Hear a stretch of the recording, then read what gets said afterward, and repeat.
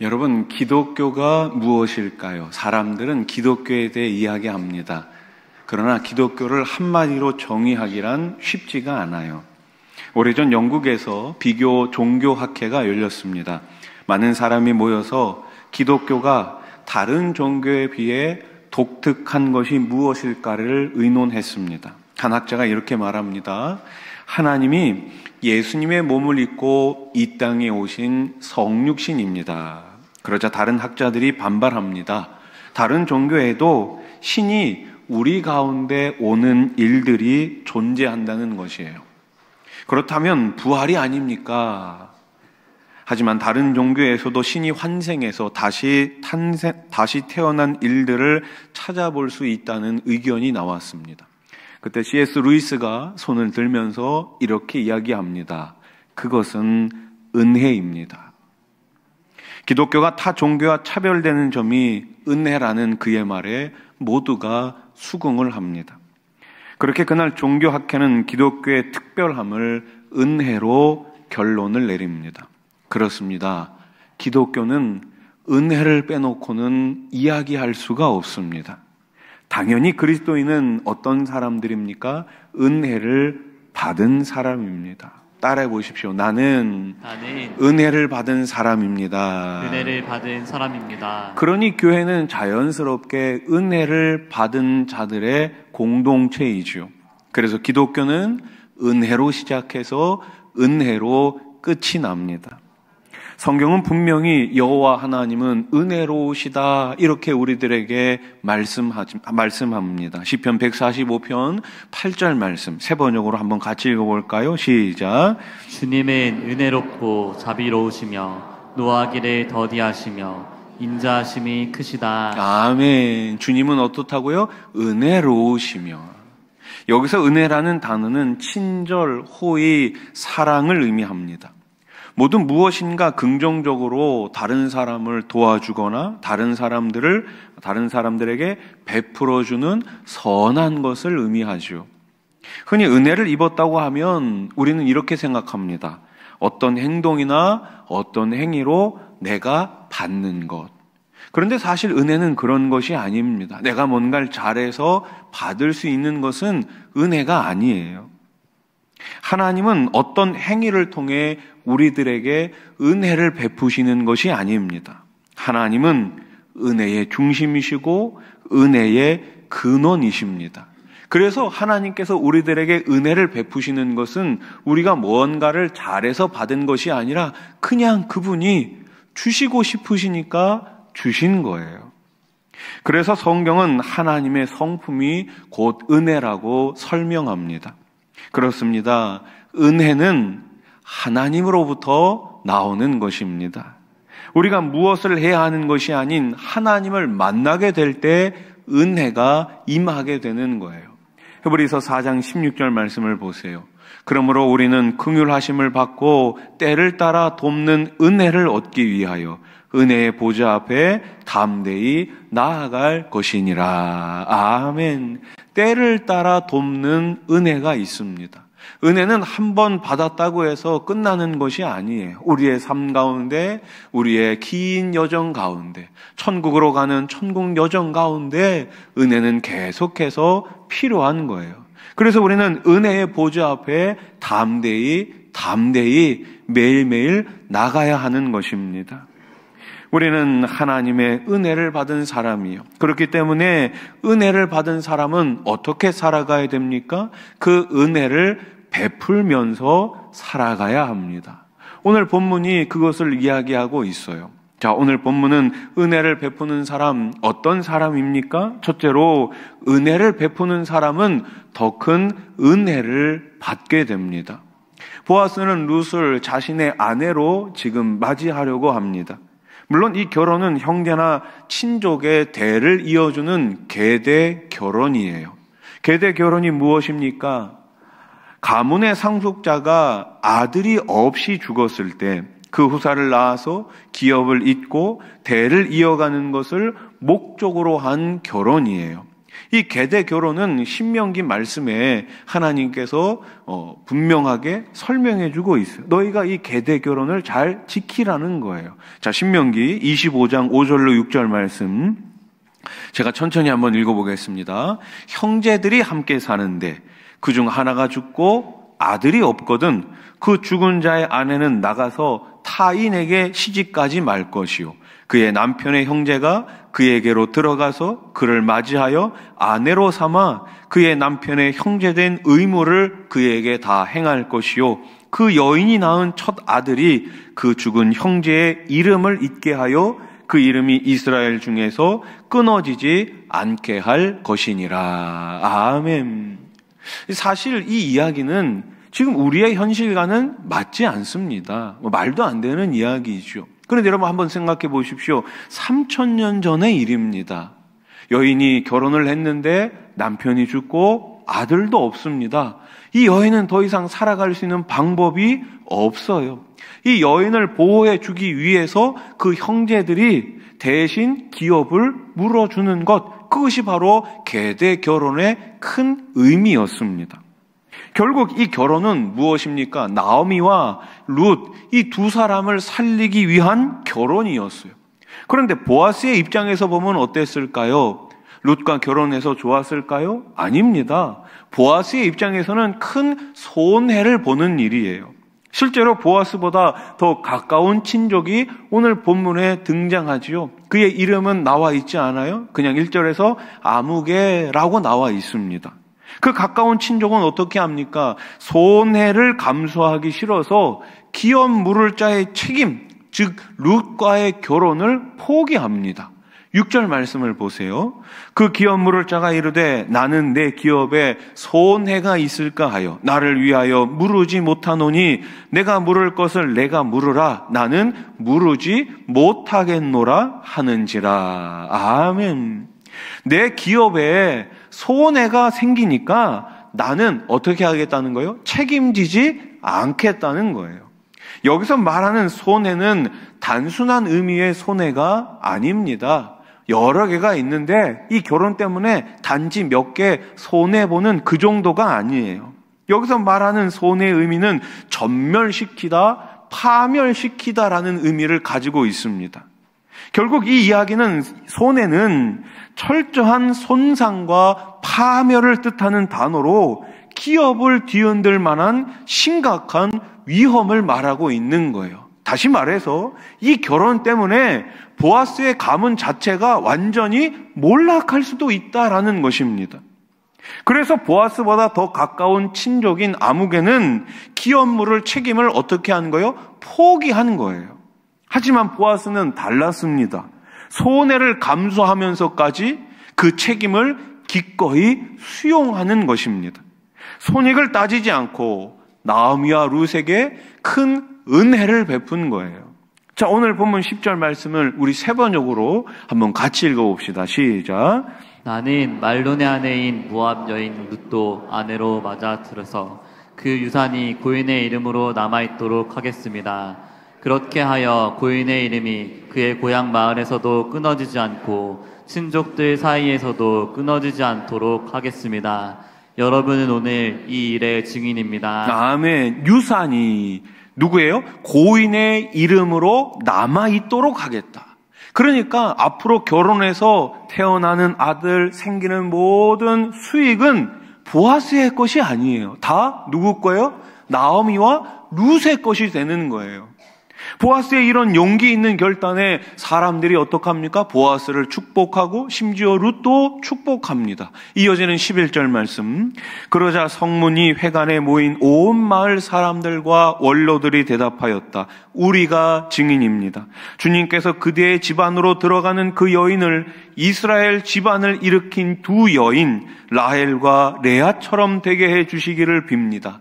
에브랏 가문에서 그대가 번성하고 또한 베들레헴에서 이름을 떨치기를 빕니다. 아멘. 하나님은 은혜를 베푸는 사람을 기억하십니다. 은혜를 베푸는 사람, 우리 하나님께서 반드시 기억하시고 그 사람에게 복을 주시는 거예요. 은혜는 베풀 때 더 커지는 것입니다. 은혜는 받기만 하면 사라지지만 흘러가면 더욱더 커지게 됩니다. 여러분, 140년 전에 이 땅에 선교사님들이 들어왔습니다. 올해가 2025년 아닙니까? 140년 전 1885년 우리가 잘 알다시피 언더우드 아펜젤러 선교사님이 이 땅에 들어오셨어요. 그런데 여러분 한번 생각해 보십시오. 그 당시 수많은 선교사님들이 한국을 찾아옵니다. 그런데 그분들이 140년 후에 이 나라가 이렇게 복음으로 계속해서 다른 나라에게 선교를 할 것이라 그렇게 상상이나 했겠습니까? 과연 이러한 일들이 일어나게 될 것일까 상상이나 했겠습니까? 하지만 하나님께서는 이 나라에 은혜를 주셨고 우리는 그 은혜에 보답해서 지금도 계속해서 선교의 그 현장으로 나가게 되는 줄로 믿습니다. 여러분, 이름도 없이 빛도 없이 자신들이 받은 은혜를 아무런 일면식도 없는 미지의 나라에서 자신의 생명과 바꾼 분들이 바로 우리 선교사님들 아닙니까? 은혜가 있는 곳에 더 풍성한 은혜가 있습니다. 그 은혜를 함께 나누는 저와 여러분, 우리 수원아산교회가 되기를 예수님의 이름으로 축복합니다. 둘째로, 은혜를 베푸는 사람을 주님께서는 높여주십니다. 사실 보아스는 룻과 결혼하지 않아도 전혀 부족할 것이 없는 사람이죠. 부족한 것이 없는 사람이에요. 보아스는 그 지방에서 유력한 사람 아닙니까? 세번역은 보아스에 대해서 이렇게 설명하고 있어요. 룻기 2장 1절 하반절. 그는 엘리멜렉과 지반간으로서 재력이 있는 사람이었다. 그의 이름은 보아스이다. 아멘. 유력한 자, 재력이 있는 자, 뛰어난 자, 존중받는 자, 칭찬받는 자, 그가 바로 보아스였습니다. 그런 보아스가 룻하고 결혼을 해서 무언가를 더 얻을 수 있는 것이 있겠습니까? 없습니다. 그런 그가 손해를 감수하면서 룻을 아내로 맞이한 것입니다. 보아스가 룻과 나오미의 가정에 은혜를 베풀자 사람들이 어떻게 합니까? 보아스를 높여주는 거예요. 사람은 누구나 높아지기를 원합니다. 예수님의 제자들도 서로 높아지기 위해 싸우지 않았습니까? 그런데 진짜 높아지기를 원한다면 어떻게 해야 할까요? 내가 먼저 은혜를 베풀면 됩니다. 시편 112편 5절 말씀을 보세요. 은혜를 베풀며 구워주는 자는 잘 되나니 그 일을 정의로 행하리로다. 아멘. 은혜를 베풀며 구워주는 자가 어떻게 된다고요? 잘 된다고요. 따라해 보십시오. 잘 됩니다. 잘 됩니다. 여러분, 잘 되기를 원하시잖아요. 그럼 어떻게 하면 돼요? 하나님의 약속이에요. 은혜를 베풀며 구워주는 자는 하나님께서 약속하신 거예요. 어떻게 된다고요? 잘 된다고요. 우리 수원아산교회가 계속해서 이 은혜를 베푸는 교회가 될 수 있기를 소망합니다. 은혜를 베풀면서 남에게 구워주는 자는 잘 됩니다. 이어지는 9절 말씀도 보세요. 같이 읽어볼까요? 9절 시작. 그가 재물을 흩어 빈궁한 자들에게 주었으니 그의 의가 영구히 있고 그의 뿔이 영광 중에 들리리로다. 아멘. 은혜를 베푸는 사람은 가난한 사람들에게 나누어 줍니다. 그런데 넉넉하게 나누어 줘요. 그리고 그의 의로움은 영원히 기억되고 그는 영광을 받으며 높아지게 되는 것이죠. 여러분, 하나님은 은혜를 베푼 사람을 다 알고 계십니다. 사람은 모를 수 있어요. 사람은 좀 알아주지 못할 수도 있어요. 그러나 우리 하나님은 누가 나의 은혜를 다른 사람들에게 베풀고 있는지 다 알고 계십니다. 은혜를 베푸는 사람을 하나님은 때가 되면 높여주십니다. 스스로 높아지려고 하기보다 먼저 은혜를 베풀 줄 아는 성도, 은혜를 베푸는 우리 교회가 될 수 있기를 소망합니다. 마지막 셋째로, 은혜를 베푸는 사람은 뭘 두려워하지 않을까요? 손해를 두려워하지 않습니다. 조선시대에 널리 알려진 부자로 경주 최씨 집안이 전해지고 있죠. 아마 한 번쯤 다 들어보셨을 텐데요. 신라 말에 이름난 문장가인 최치원의 후손으로 17대 손인 최진립 때부터 큰 재산을 모아서 28대 손인 최준에 이르기까지 12대에 걸쳐 무려 300년 동안 조선 최고의 부자로 명성을 떨쳤습니다. 300년. 여러분 그 정도 다 가시죠? 300년. 부자는 몇 대를 넘기기 어렵다고요? 3대를 넘기기 어렵다는 말이 있는데, 이처럼 오랜 세월 동안 재산과 명성을 지킬 수 있었던 비결이 무엇입니까? 가문 대대로 내려오는 6가지 가훈에 있었다고 합니다. 그 가훈 첫 번째가 뭐냐 하면 과거를 보되, 시험 보잖아요. 과거 시험. 과거를 보되 진사 이상의 벼슬은 하지 말라는 것입니다. 왜요? 벼슬이 높아지면 권력을 탐하게 되고, 그러다 보면 원치 않는 투쟁에 휘말려 보복을 당해 가문이 몰락할 수 있기 때문입니다. 두 번째는 재물을 모으되 만석 이상을 모으지 말라는 것입니다. 과분하게 필요 이상으로 너무 많은 것을 소유하지 말라는 거예요. 세 번째는 손님이 찾아오면 한번 따라해 보세요. 후하게 대접하라. 후하게 대접하라. 어떻게 대접하라고요? 후하게. 그냥 대접이 아니라 후하게 대접하라고요. 우리 예전에 보면 다 가난했잖아요. 뭐 저도 어릴 때 참 힘들게 저희 먹을 것도 별로 없었고 그랬잖아요. 그래도 다른 집에 가면 밥은 주셨어요. 네, 밥은 주셨어요. 옛날부터 우리 어르신들 밥은 먹고 다니냐 이렇게 물어보시고, 또 만날 때마다 인사할 때 뭐라고 이야기해요? 식사하셨어요. 그게 우리 인사말 아닙니까? 후하게 대접하는 거예요.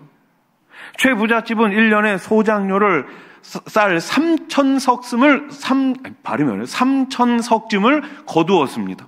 근데 그 중에서 1,000석은 집안 식구들의 양식으로 썼고, 나머지 2,000석은 손님 접대와 어려운 이웃들을 위해 사용했다고 합니다.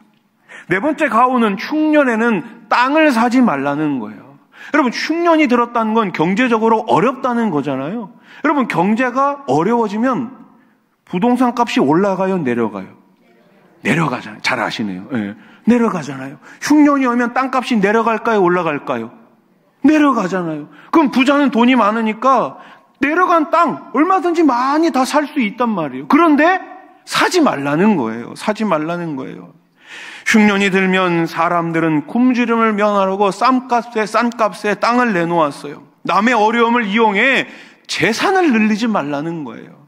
다섯 번째 가훈은 며느리들은 시집온 뒤 3년 동안 무명옷을 입으라는 거예요. 무명옷. 무슨 말이에요? 근검 절약 정신을 어려서부터 가르쳤다는 거예요. 마지막 여섯 번째는 사방 백리 안에 굶어 죽는 사람이 없게 하라는 것입니다. 사방 백리. 여러분, 심리가 4km잖아요? 그럼 백리면 40km 아닙니까? 지금도 40km면 꽤 오래 가야 됩니다. 멀리 가야 됩니다. 차를 타고 한참 가야 됩니다. 그런데 이 당시에 사방 백리에 어떤 사람이요? 굶어 죽는 사람이 없게 하라는 거예요. 이웃들의 고통을 외면하지 말고 덕을 베풀라는 거예요. 최씨 가문이 이렇게 할 수 있었던 이유가 뭘까요? 다른 사람들을 위해 손해를 보는 것이 나에게 유익이라고 생각했기 때문입니다. 비록 내가 다른 사람들을 위해 베풀고 나누고 은혜를 주지만 그것이 결국에는 누구한테 유익이라는 거예요? 나에게 유익이라는 거예요. 여러분, 최씨 가문이 28대 손해에서 이제 끝이 납니다. 그런데 좀 이상하잖아요? 계속해서 이렇게 살면 지금까지도 잘 돼야 되는 건 아닙니까? 어떻게 됐을까요? 마지막에 일제시대 때 자신들의 전 재산을 독립운동하는데 다 드린 거예요. 나라를 살리기 위해 자신의 전 재산을 독립운동하는 분들한테 다 드린 거예요. 여러분, 오늘 보아스가 바로 그런 사람입니다. 룻은 과부였어요. 게다가 이스라엘 백성이 꺼리는 이방인 모압 여인이었습니다. 이스라엘 사람들이 이런 이방 모압 여인을 아내로 맞이하는 것은 절대로 있을 수 없는 일이에요. 하나님께서는 모압, 암몬, 절대로 여호와의 총에 이스라엘에 들어올 수 없다고 말씀하셨거든요. 그러나 보아스는 친족 엘리멜렉과 나오미의 가정을 위해 기업 물을 자의 의무를 감당하는데 주저하지 않았습니다. 그는 자신의 유익과 계산보다는 율법의 정신을 더 중요하게 여긴 거예요. 율법의 정신이 무엇입니까? 하나님 사랑, 이웃 사랑 아닙니까? 보아스는 계산적이고 이기적인 사람이 아니라 자기 희생적인 사람이었어요. 그렇습니다. 복음은 계산적이거나 이기적인 태도와는 거리가 멉니다. 이기적인 사람은 복음을 전할 수 없어요. 계산적인 교회는 선교할 수 없습니다. 우리는 손해를 감수하더라도 계속해서 은혜를 베풀어야 하고 선교해야 할 줄로 믿습니다. 한번 생각해 보십시오. 예수님께서 십자가 위에 죽으셨을 때 손해를 생각하셨다면 그보다 더 큰 손해가 어디 있습니까? 나 같은 죄인을 위해서 십자가 위에서 죽으시는 것이 가당키나 한 일입니까? 말이 안 되는 일이죠. 그러나 주님은 자신의 생명을 던져서 저와 여러분들을 구원해 주셨습니다. 손해를 생각하셨다면 그런 일이 있을 수 없지만 하나님은 그렇게 저와 여러분들을 위해서 은혜를 베푸신 것입니다. 주님은 십자가에서 자신의 사랑을 그렇게 보여주신 것입니다. 이 시대 가장 강력한 기독교 작가인 맥스 루케이도 목사님은 하나님의 가장 완벽한 선물 은혜라는 책에서 은혜의 능력에 대해 우리들에게 이렇게 설명해 줍니다. 은혜는 자비보다 크다. 룻에게 음식을 주는 것은 자비이지만 그녀에게 남편과 가정을 주는 것은 은혜이다. 탕자에게 새로운 기회를 주는 것은 자비이지만 그에게 잔치를 베푸는 것은 은혜이다. 사마리아인이 피해자의 상처에 붕대를 감아주는 것은 자비이지만 그를 보살펴 달라고 당부하면서 자신의 신용카드를 맡기는 것은 은혜이다. 사랑하는 성도 여러분, 점점 은혜가 사라져가고 있는 시대입니다. 그러나 하나님의 은혜는 여전히 동일하게 부어지고 있습니다. 우리 정진호 소민숙 선교사님 지난 세월 그 필리핀 땅에서 자신들이 받은 그 은혜를 그 산골 마을에 다 부은 것이 아니겠습니까? 그 은혜를 통해서 오늘 이 선생님들이 세워지게 됐고 이 선생님들을 통해서 아직도 그 필리핀 땅에 예수를 모르는 그 어린 아이들이 예수님을 만나게 되고 교육을 받게 되고 그 아들이 하나님의 자녀로 잘 자라게 될 줄로 믿습니다. 우리는 이 일의 동역자인 줄로 믿습니다. 기도로 동역해 주십시오. 물질로 동역해 주십시오. 끊임없이 계속해서 우리 수원화산교회가 그 하나님의 은혜를 받고 그 은혜를 계속해서 흘려보내는 하나님 사용하시는 거룩한 교회가 되기를 우리 주님의 이름으로 간절히 축원합니다.